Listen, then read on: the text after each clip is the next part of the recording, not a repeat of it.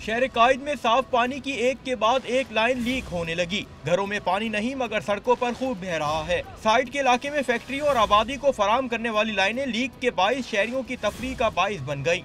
गर्मी के सताए शहरी मौके को गनीमत जानकर नहाने लगे।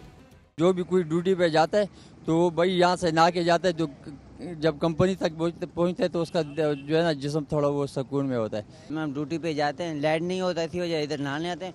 बहुत सारे लोग नहाते हैं, गाड़ियाँ धोते हैं, मोटरसाइकिल धोते हैं, कोई पूछने वाला नहीं है। काफ़ी दिनों से यह सिलसिला है, आज 5 व 6 रोज़ा ये चल रहा है। पानी देखकर लोगों ने रक्षा और मोटरसाइकिल की धुलाई शुरू कर दी। शहरियों ने कीमती पानी को जाया होने से बचाने के लिए लाइनों की फौरी मरम्मत का मुतालबा किया है। नुकसान तो है, पानी तो एक अल्लाह पाक की नेमत है और जाया करना तो बहुत बड़ा नुकसान है, इसमें तो कोई शक नहीं है।